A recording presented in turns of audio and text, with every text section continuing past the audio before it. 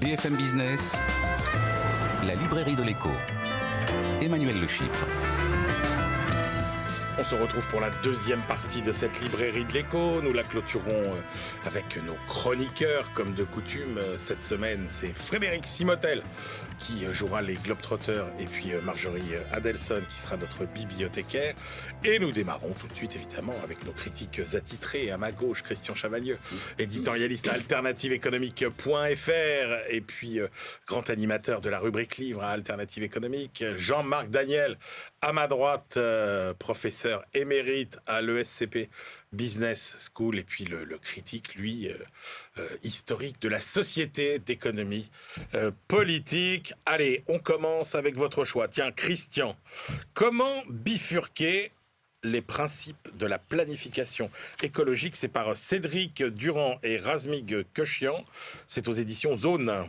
Oui, tout à fait. On sait aujourd'hui qu'on doit changer de modèle de production et de consommation si on veut arriver à soutenir la vie humaine sur la planète. Le problème, c'est comment on fait. Et donc, première question, est-ce qu'on peut avoir un capitalisme un peu plus vertueux, respectueux de l'environnement, ou est-ce qu'on ne peut pas? Bon, les auteurs nous disent on ne peut pas. Il va falloir se faire autrement. Pourquoi on ne peut pas? Parce qu'ils nous disent, le rapport Pisani-Mahfouz, il nous dit que pour faire la bifurcation, il faut casser des investissements bruns et il faut développer des investissements, on va dire, verts. Casser des investissements bruns, ça fait ce que les économistes appellent des actifs échoués. Ça ne fait pas de profit, ça n'intéresse pas le capitalisme. Développer les actifs verts, ça va tout doucement, ça ne va pas assez vite pour faire la transition, ça ne rapporte pas assez, donc le capitalisme ne le fera pas. Qu'est-ce qui pourrait l'inciter? Ils disent, il y a deux politiques qui sont sur la table. Il y a la méthode Biden, ce qu'ils appellent le néo-industrialisme, et ça, ils n'en veulent pas non plus. Ils disent, non, ça c'est transférer de l'argent des contribuables vers les entreprises, et puis en fait, vous faites un investissement vert, ça marche, ça finit par vous rapporter, tant mieux. Si ça ne marche pas, c'est l'État qui va socialiser vos pertes. Donc, non, on n'en veut pas. L'autre approche, c'est par le marché. Il n'y a qu'à mettre un prix du carbone qui est susceptible de faire arrêter les comportements pas bons en termes environnementaux. Et là, ils nous disent, non, ça non plus, on n'en veut pas. Les SUV, par exemple, eux, ils disent, est-ce qu'il faut interdire le SUV ou est-ce qu'il suffit de mettre, on va dire, 20-30% de taxes supplémentaires sur le carburant des SUV? À ce moment-là, c'est le fait qu'il y ait des SUV ou pas en ville, ça va dépendre de la capacité à payer, de la volonté et la capacité de payer des plus riches. Donc c'est les plus riches qui vont déterminer s'il y a des SUV ou pas dans les villes. Ça ne leur va pas. Et les plus pauvres, qui ont déjà du mal à s'en sortir, on ne va pas augmenter le prix de leur conso, il faut décarboner leur conso, il ne faut pas mettre un prix supplémentaire. Donc ça ne leur va pas non plus. Ils disent qu'il faut qu'on fasse autre chose, et donc le reste du bouquin, c'est pour dire cette autre chose, c'est quoi? D'abord une nouvelle comptabilité. Elle existe déjà, la comptabilité CARE, et donc cette comptabilité, elle consiste à faire un calcul de rentabilité environnementale. Vous voulez investir dans un projet, il y a la rentabilité financière à calculer, mais aussi la rentabilité environnementale. Si le projet coûte plus cher à la nature ou pour réparer la nature que les bénéfices, à ce moment-là, il ne faut pas le faire. C'est une façon d'intégrer le prix du carbone quelque part. Oui, mais là, ils nous disent, on peut maintenant, avec les datas dont on dispose, on peut aller regarder pratiquement minute par minute l'état de la planète et ce que chaque entreprise plutôt, fait sur l'état de la planète. Et c'est ce calcul-là qu'il faut faire.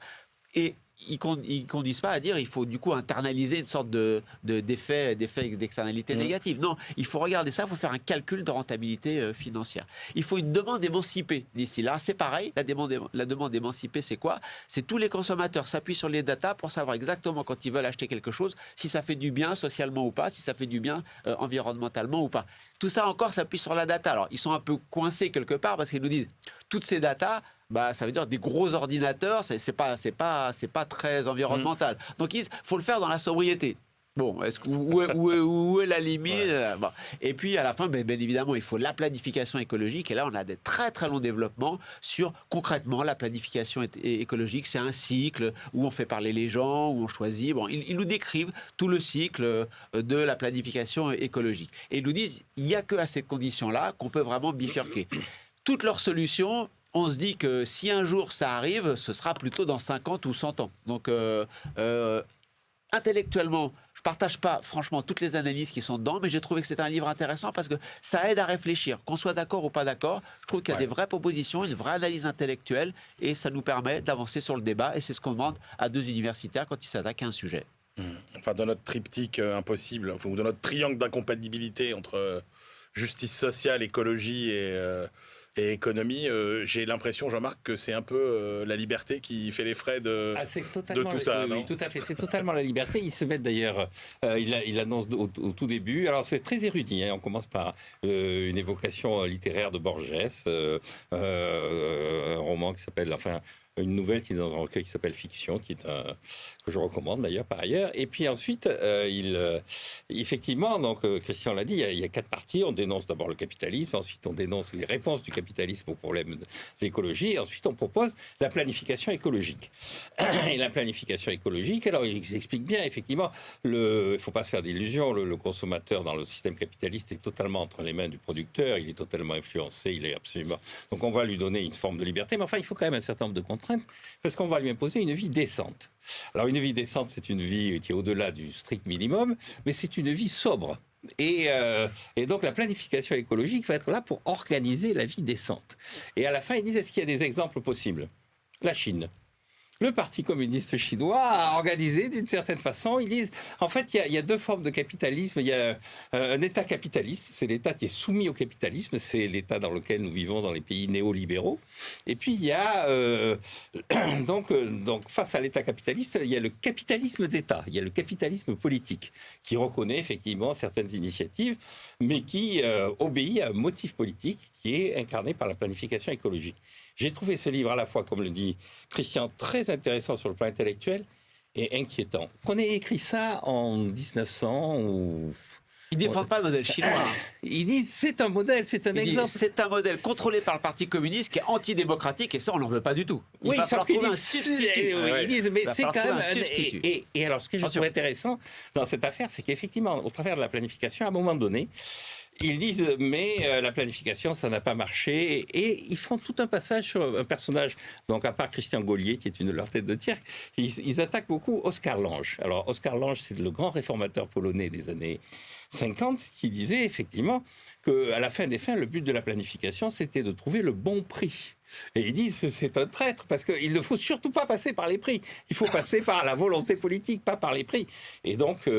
c'est un retour à une vision d'une forme d'utopie totalitaire qui est absolument angoissante. Volonté politique organisée par le débat démocratique permanent. Permanent. Oui. C'est pas, ça vient pas d'en haut, ça vient d'en bas. Oui, c'est les soviets, ils le disent bien. C'est les soviets qui vont organiser. Ils le disent, c'est les soviets. Marc Daniel, le grand caricature. On se retrouve dans les années 50, oh, mon Dieu.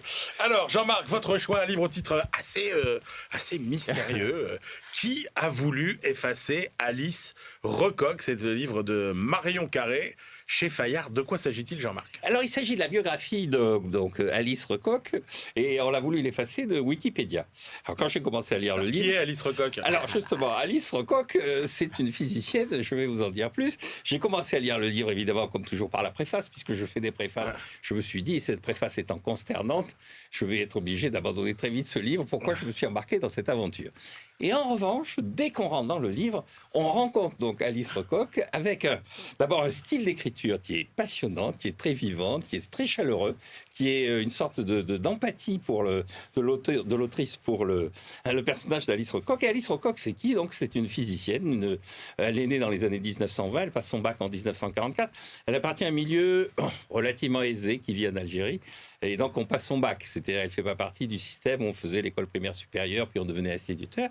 Et donc, elle peut préparer les grandes écoles. D'ailleurs, elle prépare les grandes écoles à Paris en étant logée par son oncle, qui est un héros de la résistance. Et elle rentre à l'école de physique et chimie de Paris. Et il y a une description de sa rencontre avec son mari. D'ailleurs, elle s'appelle Alice Arnaud, de son nom de jeune fille. Et Recoq, c'est le nom de son mari, qui est un de ses camarades de promotion. Et à la sortie de cette école, elle va rentrer dans une petite boîte d'informatique qui va être à l'origine de tout un tas de développement informatique en France. Alors, il y a le personnage de Pierre-Henri Raymond, qui est le fondateur de la boîte, est assez bien décrit.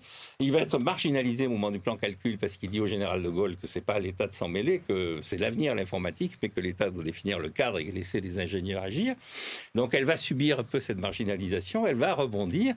Et donc, on a un portrait à la fois très humain d'une femme qui existe, qui se bat dans des conditions difficiles parce que son mari meurt alors qu'elle est très jeune et donc elle a 3 enfants élevés. Elle se bat contre un milieu qui est dominé par des ingénieurs.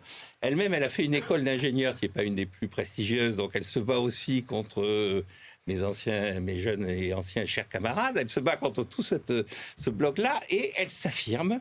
Et alors, il y a un passage que je trouve absolument génial.